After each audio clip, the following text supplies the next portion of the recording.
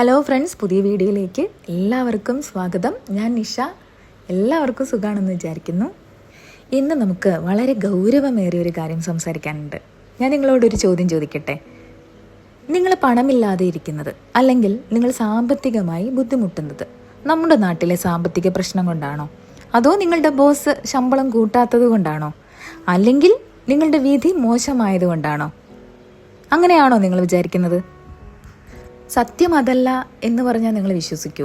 നിങ്ങളുടെ കയ്യിൽ വന്നു ചേരേണ്ട ഓരോ രൂപയെയും ഓരോ അവസരത്തെയും നിശബ്ദമായി തടഞ്ഞു വെക്കുന്നത് നിങ്ങളുടെ ഉള്ളിൽ തന്നെയുള്ള മറ്റൊന്നാണ്, നിങ്ങളുടെ സ്വന്തം സബ് കോൺഷ്യസ് മൈൻഡ്.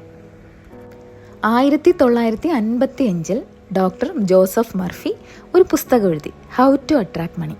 ഇതൊരു സാധാരണ പുസ്തകമല്ല, ഇതൊരു അപകടകാരിയായ പുസ്തകമാണ്. കാരണം ലോകം നമ്മളിൽ നിന്നും മറച്ചു വെക്കാൻ ആഗ്രഹിച്ച ഒരു സത്യം ഇത് വിളിച്ചു പറഞ്ഞു.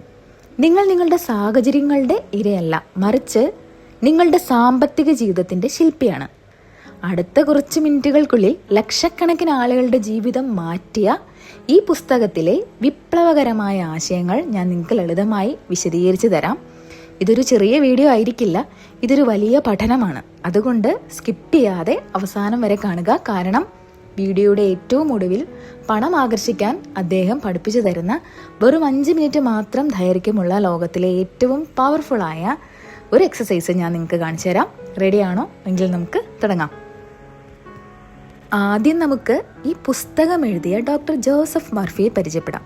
1919 അയർലൻഡിൽ ജനിച്ച അദ്ദേഹം തൻ്റെ ഔദ്യോഗിക ജീവിതം ഒരു ഫാർമസിസ്റ്റായിട്ടാണ് ആരംഭിച്ചത്. എന്നാൽ അദ്ദേഹത്തിൻ്റെ ജീവിതം മാറി മറിഞ്ഞത് ഒരു വലിയ പ്രതിസന്ധി വന്നപ്പോഴാണ്. അദ്ദേഹത്തിന് മാരകമായ ക്യാൻസർ ബാധിച്ചു. ഡോക്ടർമാർക്ക് പോലും ഒന്നും ചെയ്യാൻ പറ്റാത്ത അവസ്ഥ. പക്ഷേ മർഫി തോറ്റുകൊടുക്കാൻ തയ്യാറായിരുന്നില്ല. അങ്ങനെ ശാസ്ത്രത്തിനപ്പുറമുള്ള ഒരു ശക്തിയെക്കുറിച്ച് അദ്ദേഹം പഠിക്കാൻ തുടങ്ങി. അതായിരുന്നു സബ് കോൺഷ്യസ് മൈൻഡ്. പുരാതന ഗ്രന്ഥങ്ങളും മനഃശാസ്ത്രവും അദ്ദേഹം ആഴത്തിൽ പഠിച്ചു. ആ അറിവ് അദ്ദേഹം സ്വന്തം ശരീരത്തിൽ പ്രയോഗിച്ചു. അത്ഭുതമെന്ന് പറയട്ടെ, അദ്ദേഹം പൂർണ്ണമായി സുഖം പ്രാപിച്ചു. തുടർന്നുള്ള ജീവിതം ഈ അത്ഭുത ശക്തി മറ്റുള്ളവരെ പഠിപ്പിക്കാനായിട്ടാണ് അദ്ദേഹം മാറ്റിവെച്ചത്. അദ്ദേഹത്തിന്റെ പ്രധാന സന്ദേശം ഇതായിരുന്നു: നിങ്ങളുടെ സാമ്പത്തിക ജീവിതം നിങ്ങളുടെ ഉപബോധ മനസ്സിന്റെ ചിന്തകളുടെ ഒരു പ്രതിഫലനം മാത്രമാണ്. മനസ്സിലെ ചിന്ത മാറ്റിയാൽ പുറത്തെ പണം താനെ വരും. പ്രിൻസിപ്പിൾ 1. മർഫി പറയുന്നത് നമുക്ക് ഒരു മനസ്സല്ല, 2 മനസ്സുകളുണ്ടെന്നാണ്. ഇതൊന്ന് സങ്കല്പിച്ചു നോക്കൂ. കടലിൽ പൊങ്ങിക്കിടക്കുന്ന ഒരു മഞ്ഞുമല, അതിൻ്റെ മുകളിൽ കാണുന്ന ചെറിയ ഭാഗമാണ് നിങ്ങളുടെ ബോധമനസ്സ്, അതായത് കോൺഷ്യസ് മൈൻഡ്. എനിക്ക് പണക്കാരനാകണം, എനിക്ക് വലിയ കാറ് വേണം എന്നൊക്കെ ചിന്തിക്കുന്നത് ഈ 10% വരുന്ന ഭാഗമാണ്. എന്നാൽ വെള്ളത്തിനടിയിൽ മറഞ്ഞു കിടക്കുന്ന ആ കൂറ്റൻ ഭാഗമാണ് നിങ്ങളുടെ ഉപബോധ മനസ്സ്, അതായത് സബ് കോൺഷ്യസ് മൈൻഡ്. നിങ്ങളുടെ ജീവിതത്തിൻ്റെ 90% നിയന്ത്രിക്കുന്നത് സബ് കോൺഷ്യസ് മൈൻഡാണ്. ഞാനൊരു ഉദാഹരണം പറയാം. നിങ്ങളൊരു വണ്ടി ഓടിക്കാൻ പഠിക്കുകയാണെന്ന് വിചാരിക്കാം. ആദ്യം നമ്മൾ വളരെ ശ്രദ്ധിച്ചാണ് ഗിയർ മാറ്റുന്നതും ബ്രേക്ക് ഇടുന്നതും ഒക്കെ, അല്ലേ? അത് ബോധ മനസ്സാണ്. എന്നാൽ പഠിച്ചു കഴിഞ്ഞാൽ പിന്നെ നമ്മൾ ആരോടെങ്കിലും സംസാരിച്ചുകൊണ്ട് തന്നെ വണ്ടി ഓടിക്കും. അപ്പോൾ ഗിയർ മാറ്റുന്നത് നമ്മൾ അറിയുന്നില്ല. അതാണ് ഉപബോധ മനസ്സ്. ഇതുപോലെ തന്നെയാണ് പണത്തിൻ്റെ കാര്യവും. നമ്മൾ പലപ്പോഴും പണം വേണമെന്ന് ആഗ്രഹിക്കുമെങ്കിലും നമ്മുടെ ഉപബോധ മനസ്സിൽ പണ്ട് ആരെങ്കിലും ഇട്ട് തന്ന ചില വിത്തുകളുണ്ടാവും. പണം മരത്തിൽ കായ്ക്കുന്നതല്ല, അല്ലെങ്കിൽ പണക്കാരെല്ലാം ദുഷ്ടന്മാരാണ്, നമ്മളെപ്പോലുള്ളവർക്ക് ഇതൊക്കെ പറ്റൂ, അങ്ങനെയല്ലേ?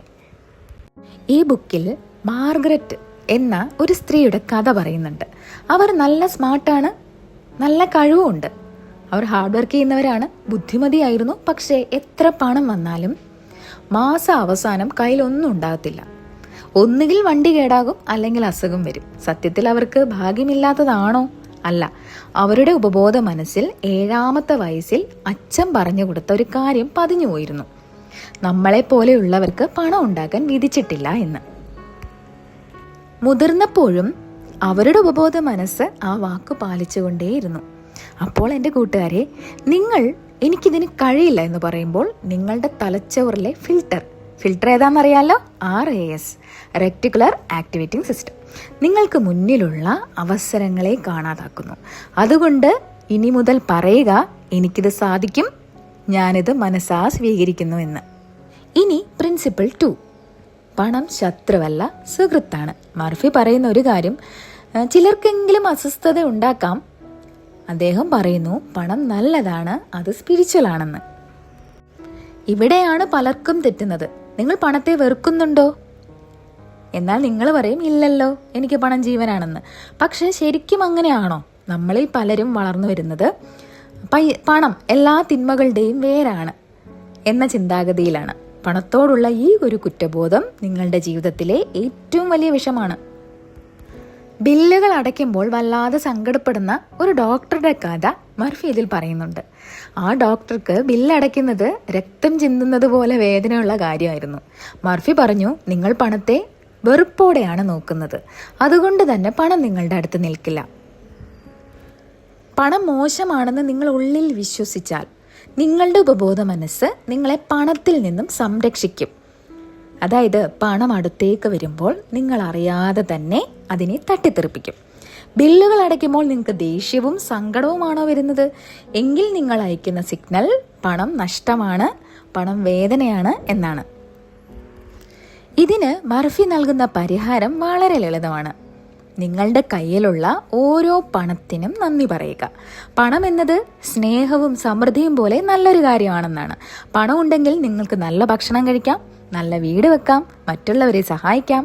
പണം ഒരു എനർജിയാണ്, അത് ഒഴുകിക്കൊണ്ടേയിരിക്കണം. അതുകൊണ്ട് ബില്ലുകൾ അടയ്ക്കുമ്പോൾ സന്തോഷത്തോടെ അടയ്ക്കുക.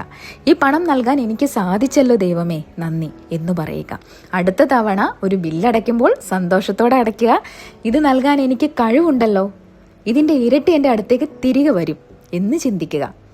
പണം ഒരു എനർജിയാണ്, അതിനെ സ്നേഹത്തോടെ സ്വീകരിക്കുന്നവരുടെ അടുത്തേക്ക് അത് ഒഴുകിയെത്തും.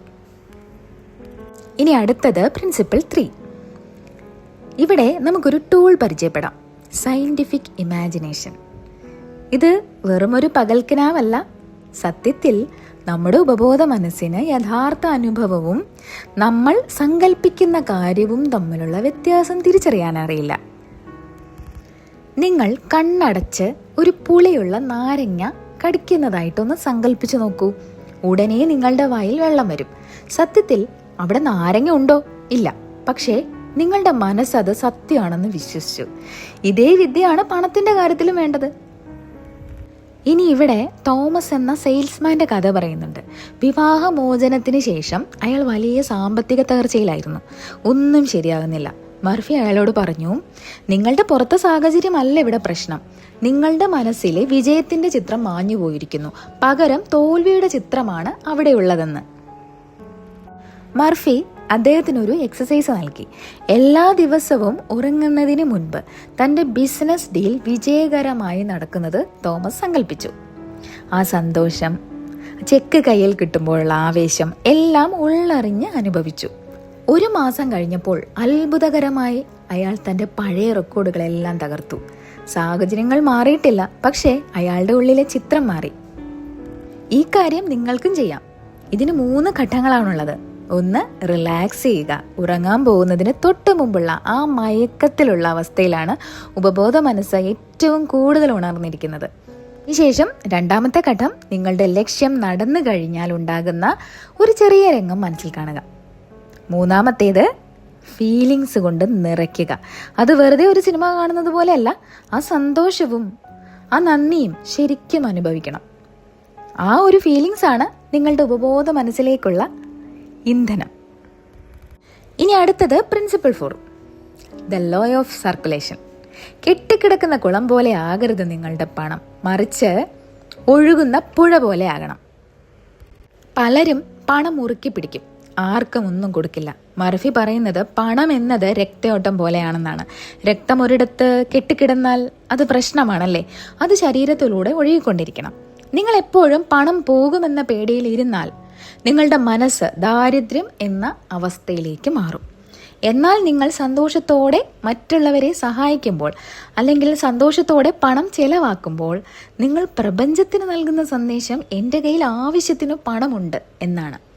അപ്പോൾ കൂടുതൽ പണം നിങ്ങളിലേക്ക് വരും. ഇതൊന്ന് പരീക്ഷിച്ച് നോക്കൂ, അത്ഭുതകരമായ മാറ്റങ്ങൾ നിങ്ങൾ കാണും. അപ്പോൾ എൻ്റെ കൂട്ടുകാരെ, ഡോക്ടർ ജോസഫ് മർഫി നമുക്ക് നൽകുന്നത് ഒരു മാന്ത്രിക വടിയല്ല, മറിച്ച് നമ്മുടെ ജീവിതം മാറ്റാനുള്ളൊരു മാപ്പാണ്.